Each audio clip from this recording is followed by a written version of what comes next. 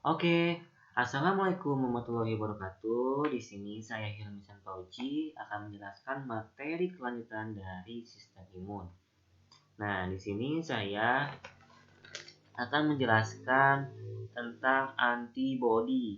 Nah, antibodi ini adalah suatu agen utama yang bekerja pada sistem imun, teman-teman. Antibodi ini adalah suatu agen yang memiliki peran utama dalam memberantas penjahat yang masuk ke dalam tubuh kita, yaitu patogen. Nah, yang perlu kalian ketahui, antibodi ini dihasilkan dari apa sih? Dihasilkan dari sel B yang telah terproliferasi menjadi sel plasma. Nah, maksudnya apa sih? Pertama, saya akan jelaskannya. Pertama, patogen masuk dalam tubuh. Kemudian, sel T ini akan merespon kepada antigen dari patogen tersebut dan mempresentasikannya kepada sel B. Nah, terjadilah aktivasi sel B ini. Sel B inilah yang nantinya akan mengalami proliferasi menjadi sel plasma. Nah, sel plasma ini yang akan mensekresi antibodi. Gitu. Jadi, antibodi ini berasal dari sel plasma yang telah terproliferasi dari sel B. Gitu. Nah, di sini ada kata bila darah dibiarkan membeku akan meninggalkan serum yang mengandung berbagai bahan larut tanpa sel. Nah, maksudnya gimana sih? Jadi antibodi dalam tubuh kita itu berbentuk serum. Nah, serum ini apabila darah diambil kemudian dibiarkan pasti akan membekukan. Nah, ada bagian yang tidak membekunya, yaitu serum. Nah, di dalam serum itu terdapat antibodi gitu. Sering dikatakan imunoglobulin. Dua cirinya yang penting ialah spesifitas. Nah, spesifitas ini yang berarti antibodi ini dalam kerjanya itu spesifik, hanya golongan tertentu yang sesuai dengan antibodi tersebut. Misalkan kemarin sudah dijelaskan kan tentang macam-macam antigen berdasarkan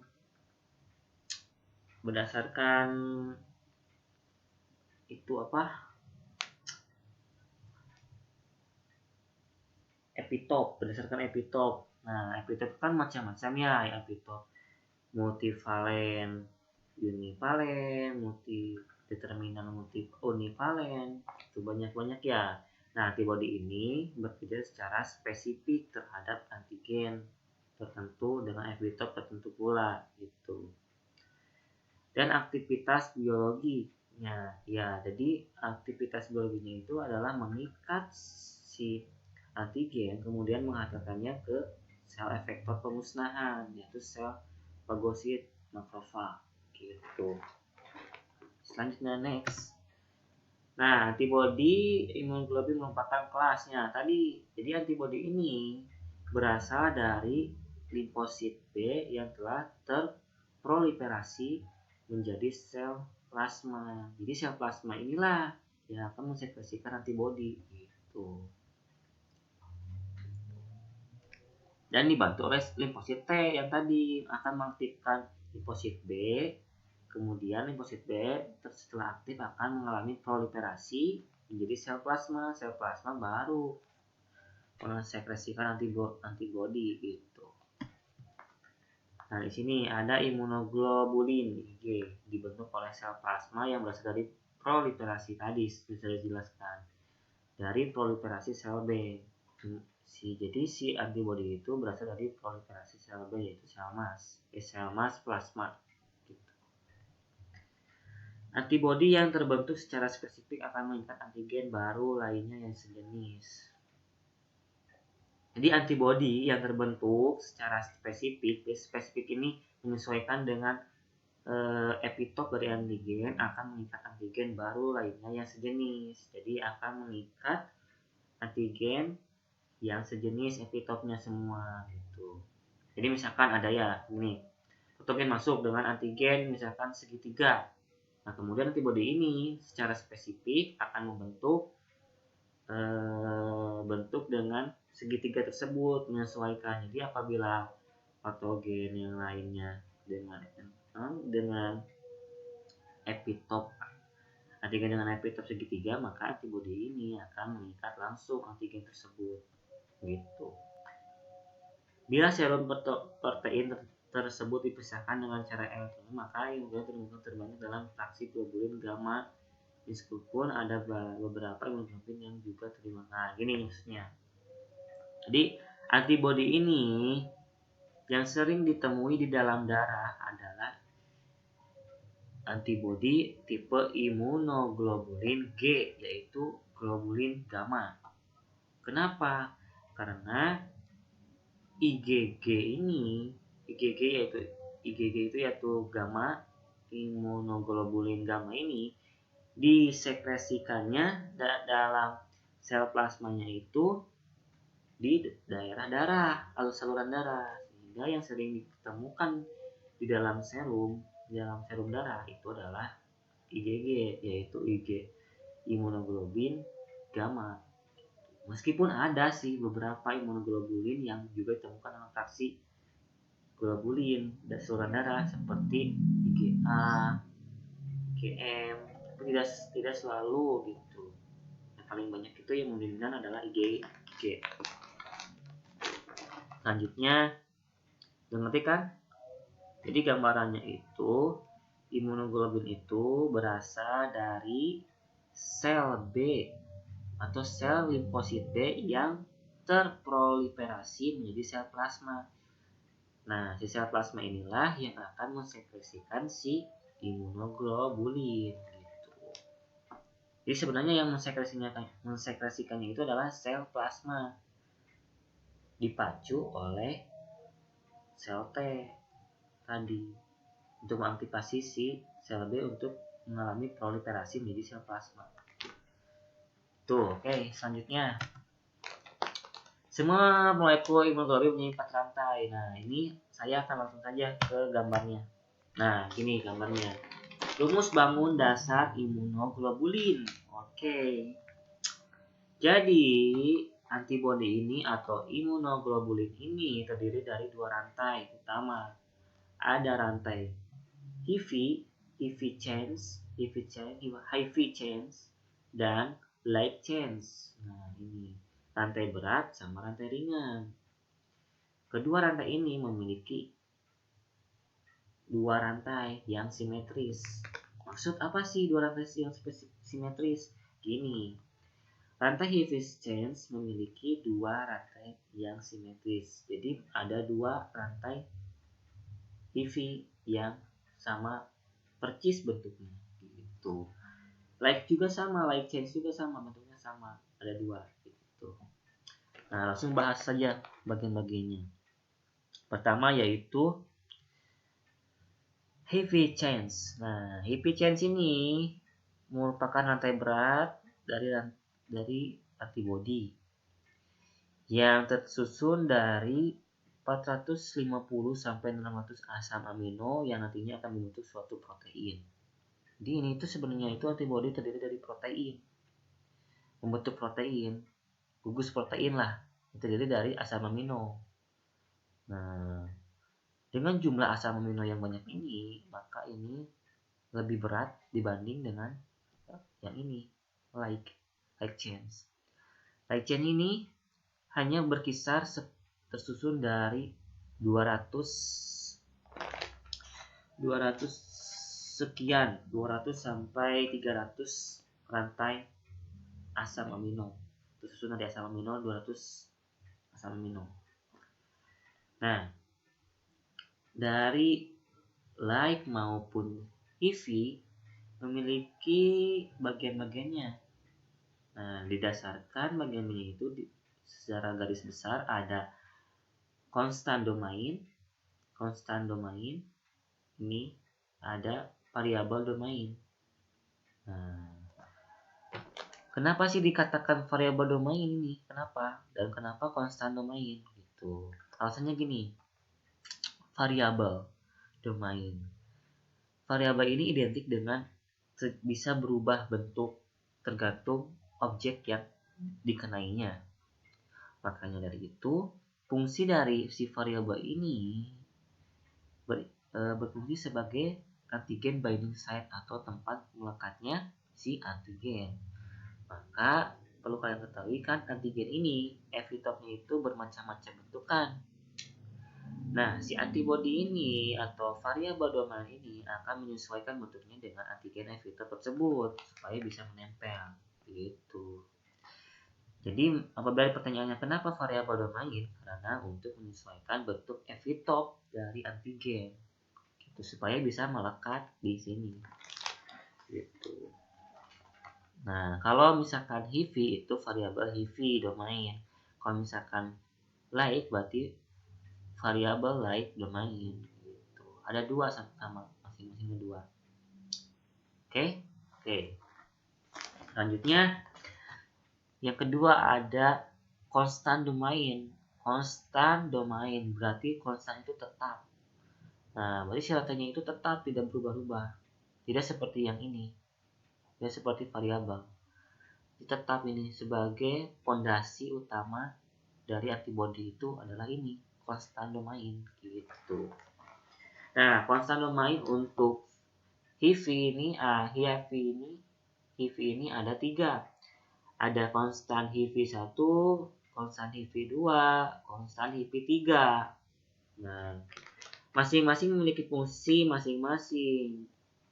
Seperti contoh, konstan HIV1 ini sebagai penghubung antara variabel HIV dengan konstan HIV yang lainnya. Gitu. Apabila konstan HIV2 ini berfungsi untuk melekatnya sistem komplement. Nah, kalian sudah tahu kan sistem komplement itu membutuhkan antibodi. Lebih tepatnya pada kasus sistem komplement klasik. Nah, nanti si C2 ini atau komplement 2 ini akan terikat di sini di CH2. Jadilah kasus sistem komplement yang lainnya menempel jadi MHC gitu. Nah, kalau yang CH3 ini, CH3 konstan HIV3 ini berfungsi sebagai pelekat atau penempel antara antibodi dengan makrofag atau sel penghancur. Jadi setelah terikatnya si antigen, maka si antigen mikroba ini akan dibawa ke makrofag, kemudian akan menempel dengan CH3 ini gitu. Jadi CH3 ini bisa berperan sebagai reseptor, efektor, penghantar, atau juga bisa sebagai pelekat gitu ke sel penghancur. Nah, oke. Nah, sama halnya seperti PV chain, slide chain juga sama, ada variabel, ada konstan. Nah, variabel lain juga sama fungsinya seperti tadi untuk tempat melekatnya antigen. Nah, kalau konstan lain juga sama sebagai fondasi dari si variabel ini. Gitu. Terus apa lagi ya? Oh, ini ada Papain Chelevage sites. Nah, Papain Chelevage sites ini seperti fungsinya itu seperti engsel yang dapat melebarkan atau mengecilkan dari si siku ini, sudut si V dan C ini, sehingga ketika ada sistem komplement yang masuk dengan ukuran yang lebih besar, maka ini akan lebih melebar gitu, sehingga bisa masuk ke si CH2 ini gitu. Terus ada ini ikatan disulfida. Jadi rantai kedua ini, rantai like sama HIV ini dihubungkan dengan ikatan. Ikatannya itu apa? Ikatan disulfida. Sulfidanya itu ada 2 tuh di sulfida makanya sebutnya. Terus ada FC. FC ini adalah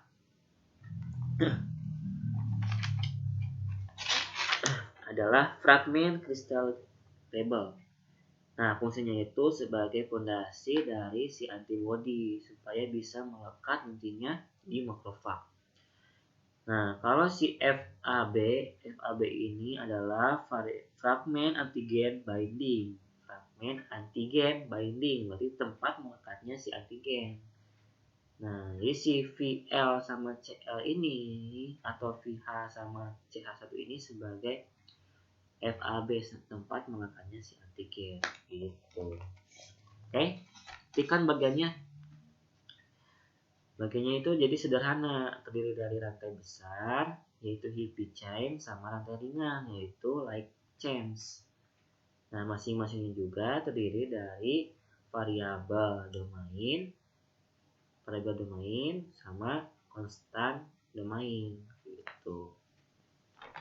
Dihubungkan dengan ikatan disulfida gitu, teman-teman. Nah, ini tadi penjelasan sudah ya. Rantai ringan, rantai berat, ikatan disulfida. Ini sama sudah jelaskan tadi. Nah, ini dia. Ini adalah gambar dari antibodi, jenis-jenis antibodi. Jadi teman-teman yang perlu Anda ketahui itu antibodi itu dibagi menjadi 5. Ada IgG, IgA, IgN, IgD, sama IgE.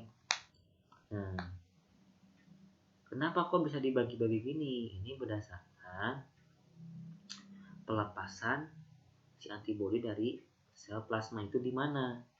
Contoh misalkan IgG ini imunoglobulin gamma. Tadi sudah jelaskan kan, imunoglobulin gamma ini antibodinya itu dilepaskan di sistem saluran darah. Maka disebut juga sering terdapat pada serum. Nah, kalau misalkan IgA ini kebanyakan di saluran mukosa ini. IgM ini sering ada juga sih di saluran darah. Karena IgM ini adalah cikal bakal dari keempat antibodi ini. Ya, melekat langsung di sel B, limfosit. Itu langsung saja ya ke pembahasannya. Nah, IgG ini merupakan komponen utama imunoglobulin serum. Berarti kebanyakan antibodi dari sel plasma ini dilepaskan di sel darah atau saluran darah yaitu imunoglobulin G. Maka dikatakan komponen utama imunoglobulin serum. Serum kan adanya di darah gitu. Kemudian dengan berat molekul 160.000 Dalton. Kadarnya dalam darah sekitar 13, merupakan 75% dari semua imunoglobulin tuh. 75% di dalam serum, lebih banyak. Kemudian, nah, karena di saluran darah, maka otomatis akan bisa menembus ke plasenta masuk ke janin. Menembus plasenta kemudian masuk ke janin. Sehingga IgG ini merupakan suatu pertahanan antibodi pertama yang secara alami, yang disalurkan secara alami ke balita. Sehingga balita ini umur 1-3 bulan ini akan terjaga antibodinya oleh imunoglobulin G yang ditransferkan dari ibunya dengan menembus plasenta ini masuk ke janin gitu. Kemudian IgG ini dibagi menjadi 4 kelas, subkelas, yaitu IgG 1, IgG 2, IgG 3, dan IgG 4. Yang setiap subkelas ini memiliki sifat dan aktivitas biologi yang berbeda. Nanti akan dijelaskan ya di video selanjutnya. Kemudian, molekul ini berfungsi sebagai pelindung terhadap organisme dan toksin yang bersirkulasi, mengaktifkan komplement dan meningkatkan keefektifan sel fagosit. Jadi si imunoglobulin G ini atau IgG berfungsi untuk melindungi organisme dan toksin yang bersirkulasi. Jadi fungsinya ini nanti si IgG ini akan menangkap toksin-toksin yang dihasilkan oleh patogen. Jadi akan menangkap semua toksin yang ada di dalam saluran darah yang dihasilkan oleh si patogen tersebut sehingga dapat mengaktifkan sistem komplement, kemudian dapat dieliminasi oleh fagosit, dimakan oleh fagosit ya itu. Kemudian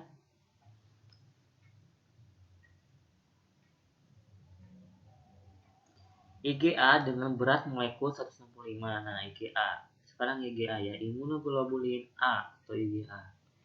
IgA dengan berat molekul 165 berarti lebih besar sedikit dibanding IgG. Nah, IgA ini ditemukan dalam serum dengan jumlah sedikit. Berarti si IgA ini kan sudah saya jelaskan bahwa si IgA ini tidak dilepaskan antibodinya itu di daerah saluran darah. Makanya ditemukan di dalam serum darah itu cuma jumlah sedikit. Gitu. Berarti di mana dilepaskannya kalau tidak di darah? Ya, ini dijawab, padanya terbanyak ditemukan dalam cairan sekresi. Berarti dilepaskannya si imunoglobulin ini antibodinya di daerah sekresi saluran sekresi. Dan juga di daerah air mata, sekresi seperti air mata, kemih, saluran napas, keringat, air susu, dan jaluran sekresi lainnya. Berarti otomatis juga IgA ini bisa berasal dari air susu ibu. Nah, selain tadi melewati janin, langsung oleh janin, antibodi ini bisa ditransferkan ke balita melalui air susu.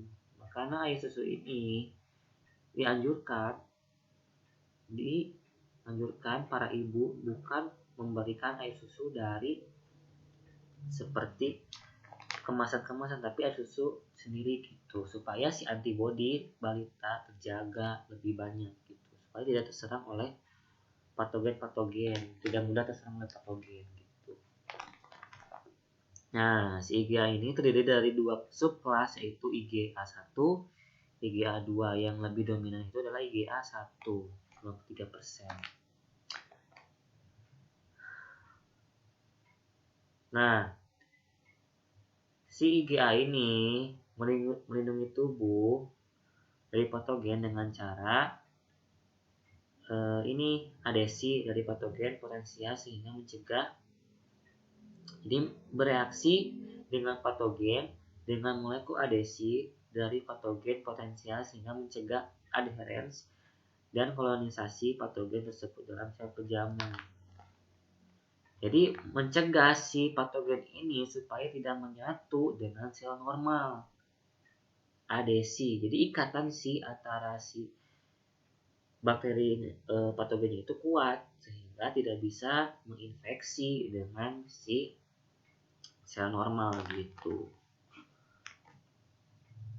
Jadi si IgA ini akan mencegah ikatan adesi supaya tetap terjaga gitu antara si patogen tersebut. Jadi misalkan ini patogen 1, patogen 2, patogen 3. Nah, si IgA ini akan menempel pada antigen masing-masing si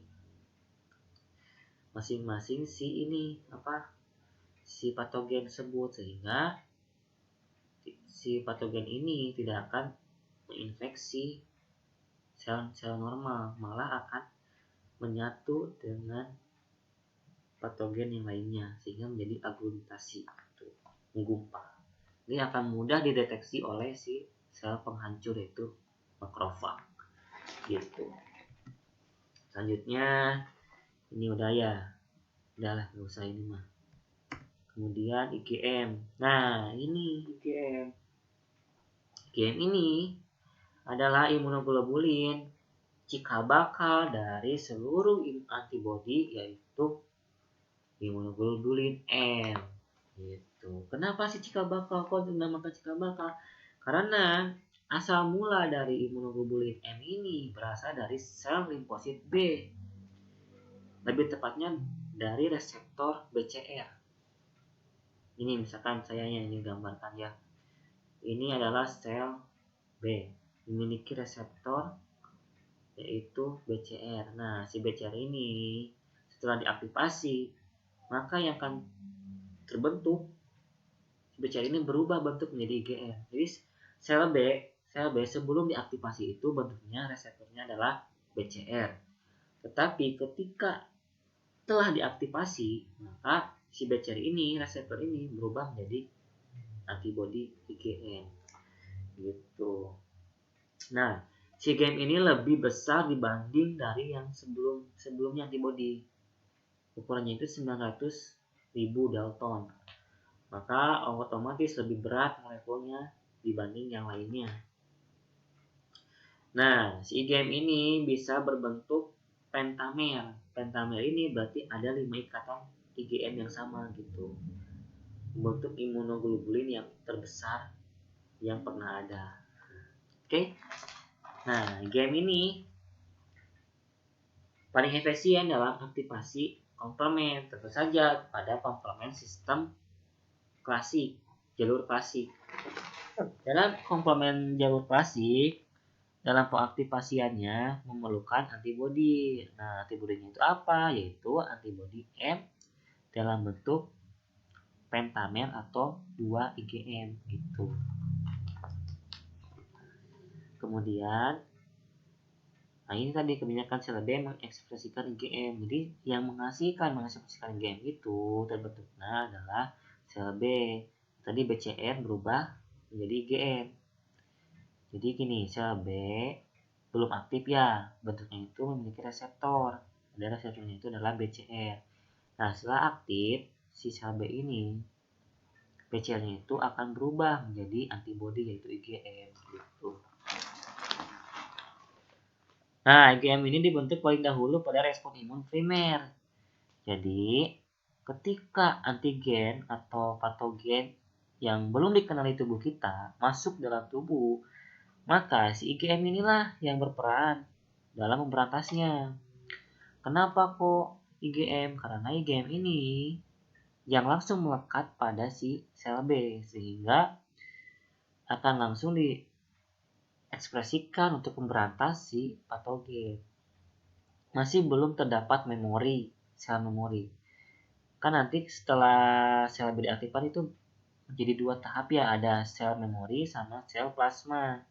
Nah, sel B ini akan mendapatkan sel memori untuk nantinya ke imun sekunder. Jadi apabila ada patogen itu masuk lagi, akan kebal tubuh kita. Ini kan gunanya di primer, berarti sebelum menghasilkan memori ini.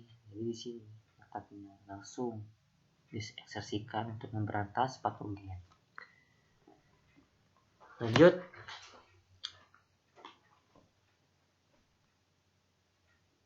Nah, ini tadi ya. IgM dapat mencegah patogen untuk dalam bergerak menginfeksi sel normal gitu. Jadi akan mencegah gerakan si mikroorganisme patogen supaya tidak menginfeksi si sel normal gitu.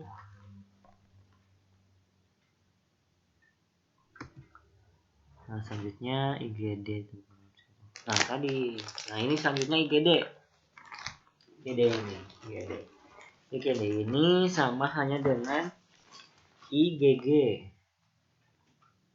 Bukan, sama dengan IgM. Samanya dengan IgM ini IgD. Cuma IgD ini bukan pas di sel B-nya, tapi di plasma selnya. Jadi sel B terbelah menjadi sel memori sama sel plasma. Nah, sel memori ini bertujuan untuk nantinya apabila ada patogen masuk lagi yang sama, maka sistem antibodinya sudah membelah sudah lebih banyak. Nah, kalau yang sel plasma ini untuk menghasilkan antibodi dalam imun primer gitu, imun primer. Nah, si imunoglobulin D ini itu ada di sel plasma untuk memberantas imun primer nantinya bekerja seperti imun primer langsung menghajarnya. Nah, dilepaskannya itu di mana? Dilepaskannya itu tidak di daerah saluran darah. Biasanya IgD ini dilepaskan di daerah permukaan sel plasma langsung. Jadi kerjanya itu langsung ini. Nah, sel IgD ini mudah degradasi oleh proses proteolitik. Jadi dapat mudah terganggu gitu oleh degradasi, pemisahan, penghancuran oleh proteolitik gitu. IgD ini merupakan komponen permukaan utama sel B dan petanda dari diferensiasi sel B yang lebih matang tadi. Jadi IgD ini berasal dari sel plasma yang sudah matang dari proses proliferasi dari sel B. Kalau tadi IgM itu di sel B-nya, kalau IgD ini di sel plasmanya gitu. Sel plasma juga sama sih sebenarnya, sel B yang dimatangkan, diproliferasi gitu. Nah, selanjutnya IgE. IgE ini mudah diikat sel mas, basofil dan eosinofil. Nah, berarti fungsi imunoglobulin E ini berfungsi sebagai reseptor atau pensinyal dari innate immunity. Jadi memanggil innate immunity seperti basofil, eosinofil, atau yang lainnya untuk memberantas langsung memakan si antigen tersebut. Jadi gini, imunoglobulin E, IgE, akan mengikat antigen patogen, kemudian akan mempresentasikannya ke sel penghancur, yaitu basofil, eosinofil, dan yang lainnya, yaitu sel mas, supaya memakan si tadi antigen yang telah diikat oleh si IgE. Gitu. Nah, bagaimana pembentukannya? Dibentuknya itu setempat oleh sel plasma dalam selaput lendir saluran napas dan cerna. Berarti ini sepertinya kalau misalkan kita flu seperti flu terus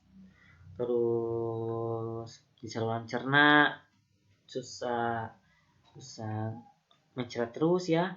Ini yang berperan imunoglobulin E selain IgA tadi.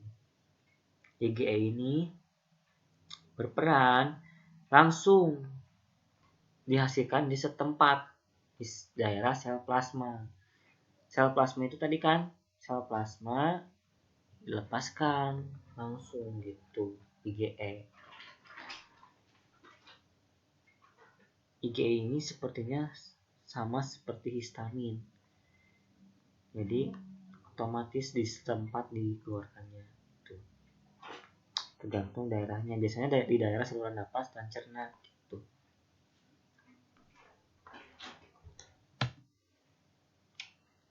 Nah, interaksi antigen dengan antibodi. Apa sih interaksinya antara si antigen antibodi? Antigen kan sudah jelaskan di materi video sebelumnya. Sekarang antibodi dalam video ini. Terus apa sih hubungannya dengan antigen? Ini hubungannya interaksinya. Yang pertama, saya akan jelaskan dari gambar ini. Oke. Blocking of viral binding site or bakteri antigenis. Nah, jadi akan memblokade ikatan antigen bakteri terhadap sel normal. Itu. Jadi akan menghambat aktivitas infeksian dari si bakteri dengan cara melekatkan si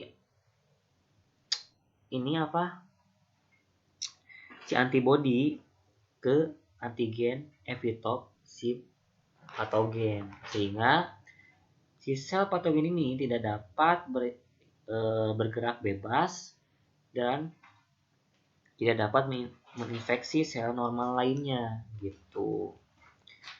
Dan juga nantinya ujung-ujungnya akan dimakan oleh sel fagosit, makrofag gitu.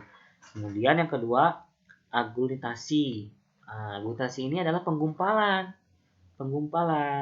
Nah, selain tadi mengikat antigen supaya tidak dapat bergerak bebas, si antibodi juga bisa menyatukan semua bakteri dengan jenis yang sama setelah dilekatkan oleh antibodi tersebut. Jadi misalkan gini, ada misalkan 5 bakteri, kemudian dihasilkan antibodi. Antibodi ini akan menempel pada masing-masing antigen bakteri tersebut. Kemudian ujung dari antibodi ini, yaitu sebagai efektor, akan mengumpul menjadi satu, sehingga membuat ukuran bakteri ini menjadi lebih besar dan lebih kelihatan oleh si makrofag, sehingga dapat langsung dicerna ini gitu. Syaratnya terjadinya agglutasi ini ketika si sel bakteri atau patogennya itu berbentuk molekul partikel. Jadi untuk molekul yang mudah larut itu tidak berperan, tidak terjadi agglutasi. Jadi hanya untuk golongan bakteri yang partikel aja gitu, atau golongan patogen yang bentuknya partikel gitu. Bayangkan saja ya, ini ada bola besar dari kejauhan dan bola kecil dari kejauhan. Mana yang akan lebih kita hampiri? Yaitu yang ini, yang bola besar gitu maksudnya. Dia akan memudahkan makrofag dalam melihat sensorik si patogen yang sudah menggumpal ini. Nah, kemudian ada precipitation of solubility antigen. Nah, precipitation of soluble antigen ini adalah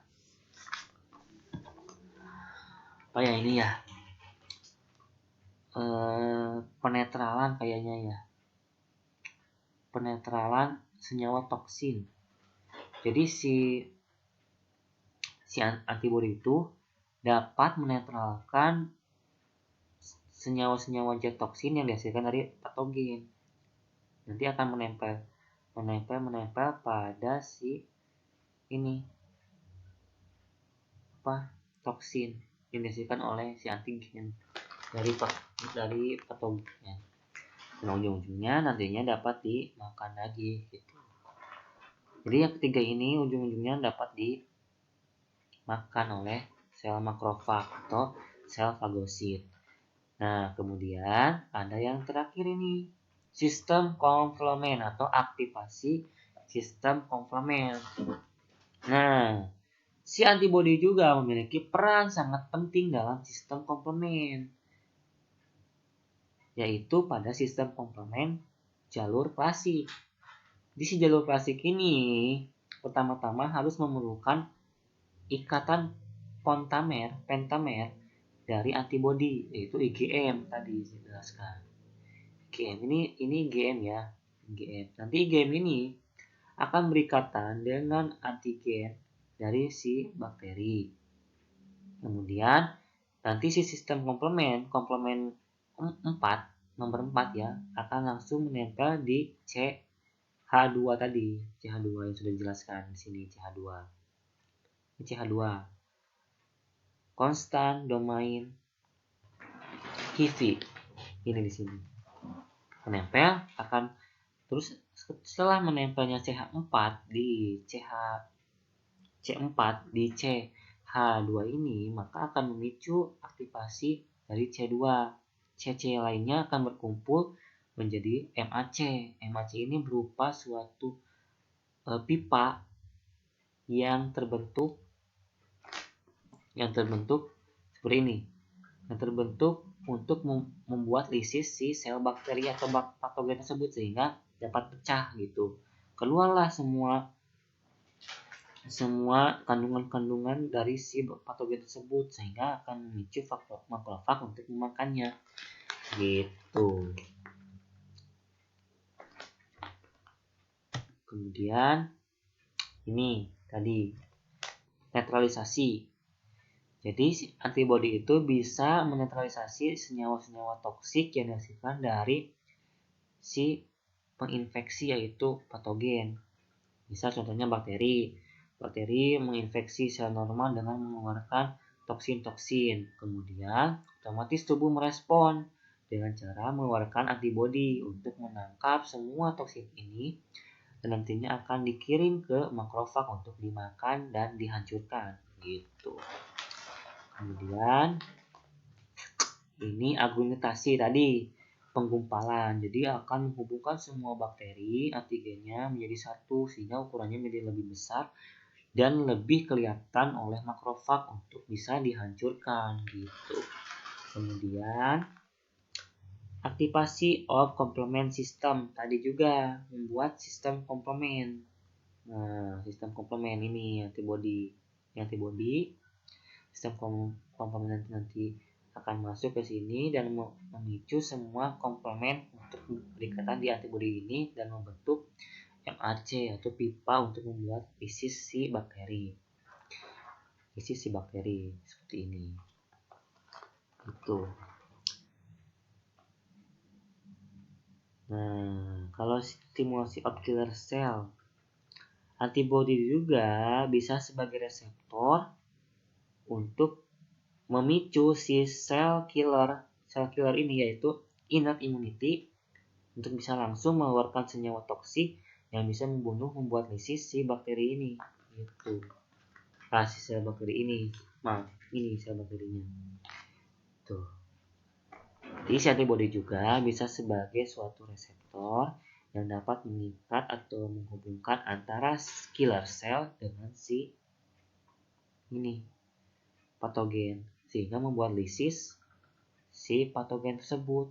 Kenapa sih bisa lisis? Karena si sel killer ini mengeluarkan senyawa-senyawa toksik yang bisa membunuh si bakteri sehingga bisa terlisis gitu. Mengeluarkan sitokin. Kemudian ini fungsi antibodi tadi sudah dijelaskan kan semuanya. Nah, jadi gini, antibodi akan dihasilkan ketika patogen masuk dalam tubuh, kemudian diaktifasi oleh sel T, dipresentasikan oleh sel T, kemudian akan terjadi aktivasi sel B. Kemudian sel B ini ketika diaktifasi, maka akan berubah menjadi dua sel, yaitu memori sel sama plasma sel. Memori sel ini untuk bertujuan dalam imun sekunder. Jadi apabila ada patogen yang sama lagi nantinya, maka antibodi tidak perlu disekresikan kembali, sudah dibentuk pembelahan diri yang banyak dari si antibodi tersebut supaya dapat mengenali langsung dengan si patogen yang sama itu nantinya. Nah, kalau yang si plasma sel ini adalah tugasnya imun primer. Jadi imun primer ini ada di plasma sel, sedangkan imun sekunder itu ada di memori sel itu. Jadi imun primer ke sini, imun primer sekret antibodi menghasilkan antibodi tadi. Kemudian antibodi akan menempel pada antigen dari si patogen tersebut. Kemudian bisa terjadi aglutinasi atau penggumpalan, kemudian bisa langsung dimakan sini ataupun bisa langsung dibawa ke makrofag gitu. Kemudian ataupun juga bisa ini aktivasi sitoksisin sel sel killer, sitoksin sel, sehingga bisa langsung membunuh si patogen tersebut, buat lisis nantinya. Ini tadi aktivasi komplement membuat lisis. Kemudian antibodi merupakan komponen imunitas didapat yang dimiliki tubuh. Nah, jadi si antibodi ini merupakan agen utama dalam menjaga keseimbangan kekebalan tubuh kita apabila terkena infeksi dari patogen yang masuk dalam tubuh kita. Gitu. Jadi bisa dikatakan antibodi ini sebagai polisi yang dapat memberantas penjahat, yaitu ini patogen. Yang si patogen ini bisa menginfeksi sel normal kita gitu. Lanjut.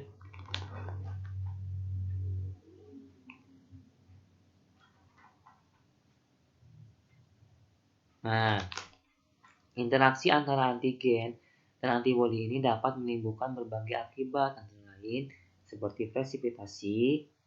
Nah, presipitasi ini tadi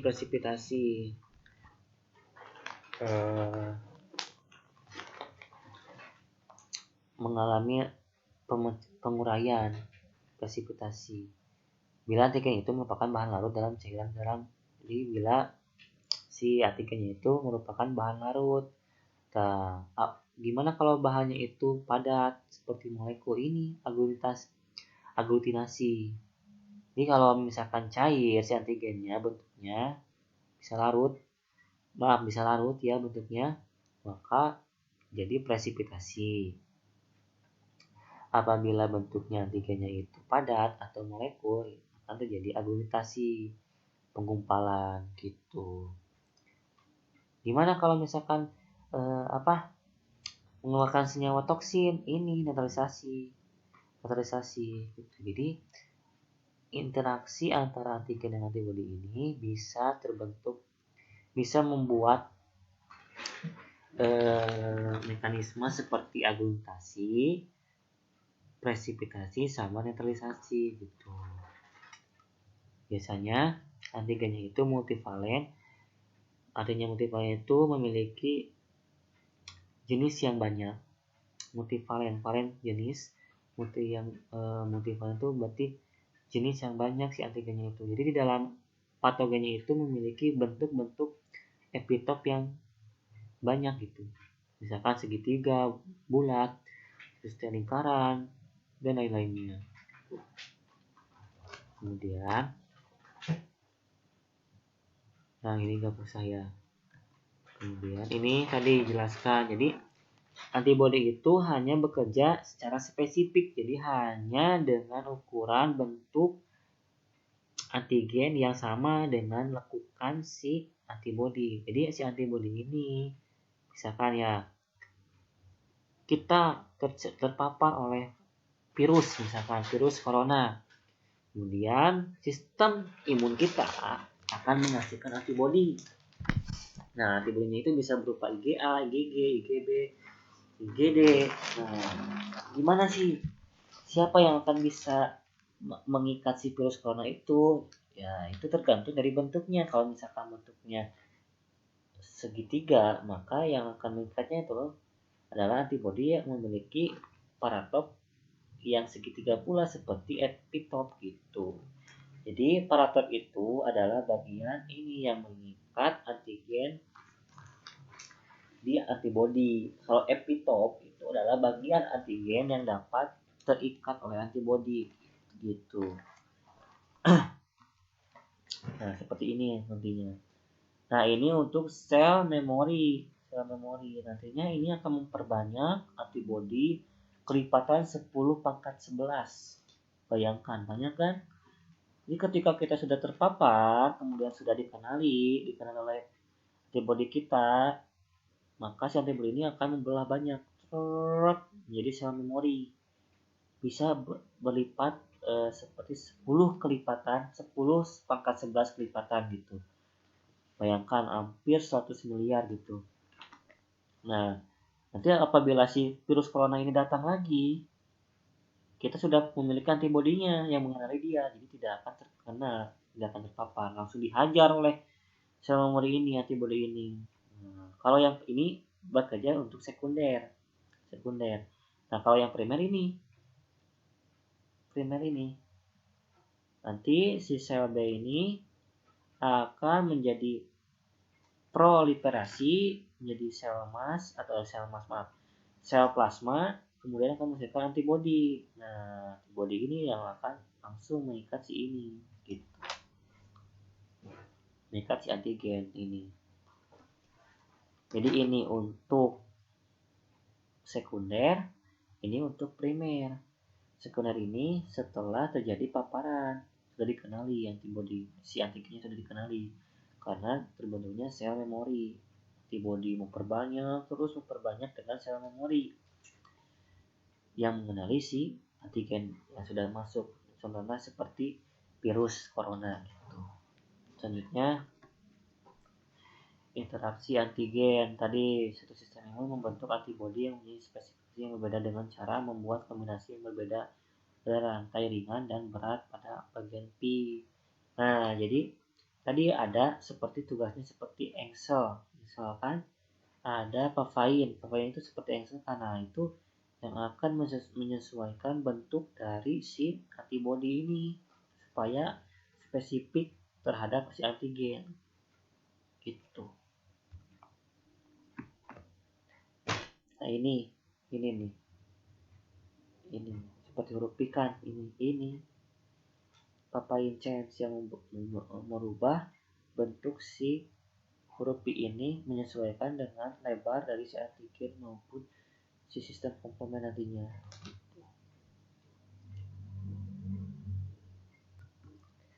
Kemudian ini artikel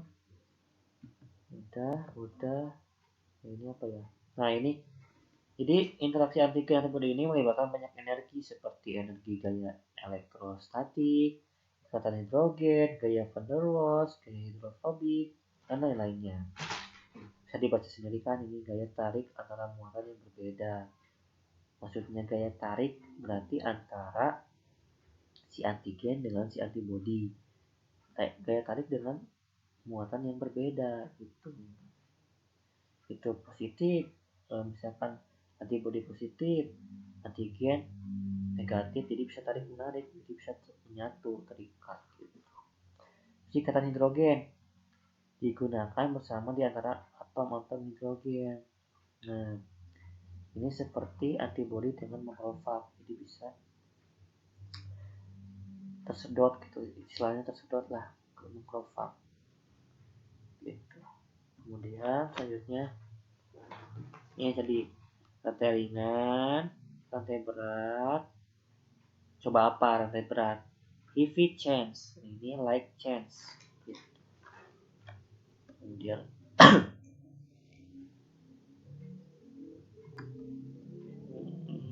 udah ini sel T antigen, sel T ini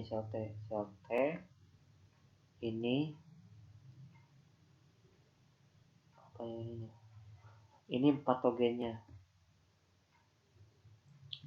Sel T tidak merespon, kemudian sel survive nanti ini akan masuk, dia masih tetap tidak merespon. Kemudian nah ini setelah dipecah masih tetap belum. Kemudian setelah menempel dengan ini makrofag masih tetap. Kemudian ini MHC dikatakan. Jadi gini intinya. Sel T akan merespon ketika si antigen berhubungan dengan MHC dalam si makrofag. Jadi ketika si antigen kan nantinya itu si patogen itu akan dimakan, terus diurai, dipecah, terus menjadi ukuran fragmen, kemudian nanti akan berikatan dengan si MHC dalam makrofag. MHC apa? MHC kelas 2. Nah, nanti muncul ke permukaan jadi sebuah reseptor yang akan memicu si sel T untuk datang ke sini. Gitu. Maksudnya gitu. Jadi pas patogennya tetap belum dimakan itu tidak akan terespon sel T-nya. Ketika mendekati makrofag tetap tidak akan merespon. Ketika sudah menjadi fragmen ini tetap tidak merespon. Menempel di fragmen di luar, makrofag tetap tidak merespon. Nah, setelah menempel berikatan dengan MHC kelas 2 di dalam makrofag baru bisa merespon si sel T di dalam ini MHC kelas 2 sehingga dapat memicu sel B nantinya untuk mengeluarkan antibodi langsung mengikat si antigen ini, patogen ini gitu, sehingga bisa dimakan lagi, dihancurkan. Tuh, T cell respon gitu. Nah, udah, sekarang ini antibodi yang udah sekian antibodi. Gitu aja antibodi. Nanti akan lanjut lagi ke pembagian MHC.